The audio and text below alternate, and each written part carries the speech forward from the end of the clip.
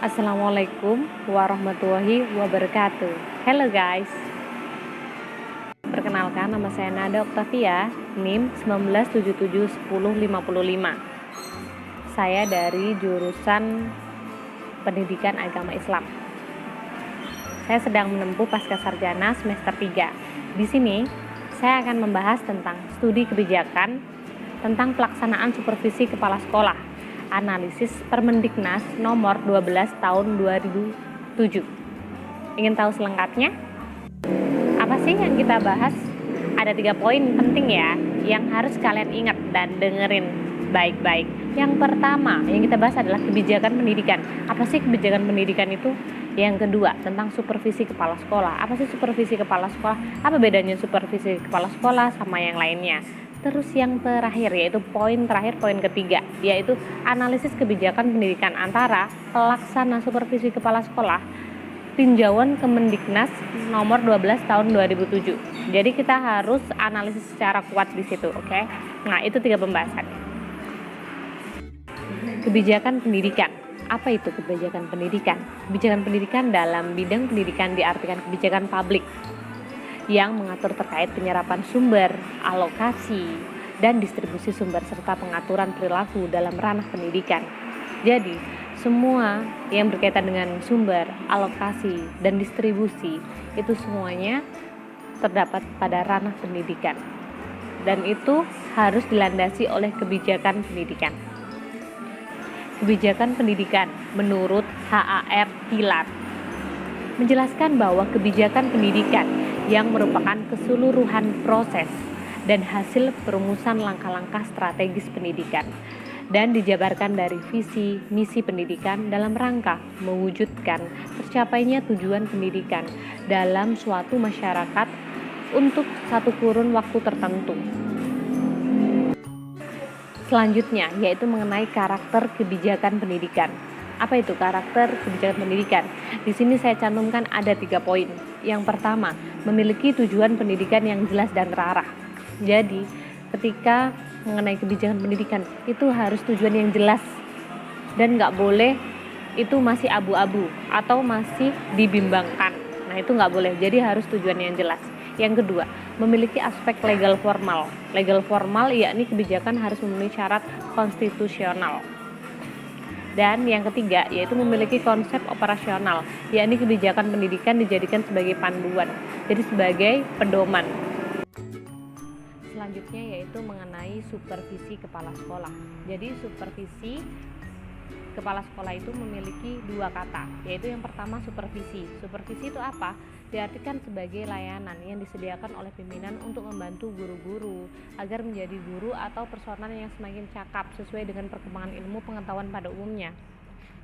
Jadi tugasnya supervisi itu membantu atau memfasilitasi seorang guru seperti itu untuk mencapai tujuan-tujuan tertentu dan untuk kepentingan pembelajaran itu sendiri. Selanjutnya yaitu kepala sekolah. Nah, kepala sekolah adalah pimpinan dan manajer yang sangat menentukan dinamika sekolah menuju gerbang kesuksesan dan kemajuan di segala bidang kehidupan. Jadi semuanya itu diatur oleh kepala sekolah, yaitu pimpinan paling tinggi. Jadi kita bisa menggantungkan maju atau tidak majunya sekolah itu dari kepala sekolahnya, bagaimana dia mengatur skema kinerja dari sekolah itu sendiri. Selanjutnya yaitu tentang Peraturan Menteri Pendidikan Nasional atau disingkat oleh Permendiknas nomor 12 tahun 2007 tentang standar pengawas sekolah atau madrasah. Nah, peraturan ini tentang apa sih? Tentang peraturan yang memiliki 2 poin pokok bahasan. Kualifikasi itu sendiri dijelaskan sebagai berikut. Kualifikasi pengawas taman kanak-kanak atau Rodotul Atfal, TK atau RA, dan sekolah dasar madrasah ibtidaiyah SD atau MI. Selanjutnya yaitu kualifikasi pengawas sekolah menengah pertama atau madrasah sanawiyah SMP atau MTS, dan sekolah menengah atas atau madrasah aliyah SMA atau MA, dan sekolah menengah kejuruan madrasah aliyah kejuruan SMK atau MAK. Selanjutnya yaitu mengenai kompetensi. Yang pertama, kompetensi pengawas taman kanak-kanak TK atau RA, sekolah dasar, dan madrasah ibtidaiyah. Selanjutnya yaitu kompetensi pengawas sekolah menengah SMP, MTS, dan menengah atas SMA atau MA dalam rumpun mata pelajaran yang relevan, yaitu MIPA, TIK, IPS, bahasa, olahraga, kesehatan, atau seni budaya. Selanjutnya yang ketiga, yaitu kompetensi pengawas sekolah menengah atau SMK atau MAK dalam rumpun mata pelajaran yang relevan MIPA, TIK, IPS, bahasa, olahraga, kesehatan, seni budaya, teknik dan industri, pertanian dan kehutanan, bisnis dan manajemen, pariwisata, kesejahteraan masyarakat, dan seni dan kerajinan.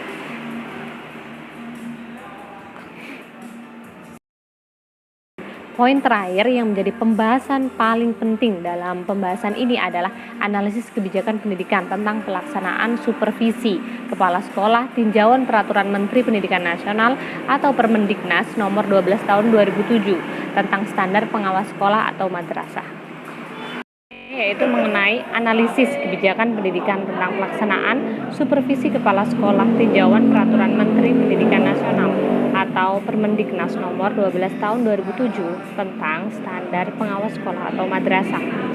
Nah, analisis kebijakan pendidikan diartikan sebagai suatu proses menemukan, mengantisipasi, mengeksplorasi, membandingkan, dan mengartikulasikan alternatif yang tersedia untuk mencapai sasaran pendidikan.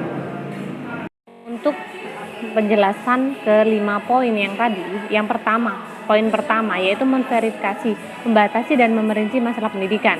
Permendiknas nomor 12 tahun 2007 sudah sangat merinci dan menjelaskan tentang kualifikasi maupun kompetensi yang harus dimiliki oleh pengawas sekolah atau madrasah. Namun masalah kebijakan pendidikan yang muncul adalah, ini masalah yang muncul apa ya? Yang pertama yaitu bagaimana implementasi dari kebijakan tersebut dalam satuan pendidikan. Yang kedua, siapa yang mengawasi bahwa kebijakan pendidikan tersebut bisa terlaksana dengan semestinya? Dan yang ketiga, bagaimana langkah preventif jika kebijakan pendidikan tersebut tidak terlaksana dengan baik? Nah, poin kedua yaitu memantapkan kriteria evaluasi pendidikan. Dalam hal ini memberikan informasi yang valid mengenai kriteria kebijakan serta memberikan sumbangan pada klarifikasi dan kontak terhadap nilai-nilai yang mendasar tentang pemilihan tujuan dan target. Dalam Permendiknas nomor 12 tahun 2007, tujuan dan target yang ingin dicapai yakni agar pengawas sekolah atau madrasah memiliki standar dari segi kualifikasi dan kompetensinya. Jadi harus sesuai kualifikasi dan kompetensinya itu sendiri. Nah, selanjutnya yaitu poin ketiga, mengevaluasi alternatif kebijakan pendidikan. Nah, memberikan evaluasi alternatif yang dimaksud adalah bagaimana kebijakan pendidikan yang telah tercantum dalam Permendiknas nomor 12 tahun 2007 memiliki evaluasi alternatif selain bahasan yang ada di dalam kualifikasi maupun dimensi kompetensi yang ada di kebijakan pendidikan tersebut. Kepala sekolah sebagai supervisor yang memiliki kebijakan dalam melakukan perubahan-perubahan cara berpikir, bersikap, dan bertindak. Nah, di dalam lembaga pendidikan, kepala sekolah juga harus dituntut bisa berpikir secara luas. Jadi, enggak berpikir secara jangka pendek, tapi jangka panjang juga. Dan mengambil kebijakan secara tepat, sehingga berfungsi dalam pengawasan sekolah, meningkatkan kompetensinya. Jadi, enggak hanya sekedar kemajuan sekolah, tapi kompetensi juga harus selalu dijaga. Seperti itu. Oke, nah poin yang keempat. Yang keempat ini juga penting loh. Apa ya? Memilih alternatif pilihan di antara alternatif kebijakan pendidikan yang ada. Nah, apa itu? Dalam hal ini supervisi kepala sekolah yang dimaksud menjadikan kepala sekolah tidak hanya merencanakan, gak cuma sekedar konseptor, bukan. Tapi di sini juga menjadi pelaksana dan pembimbing guru.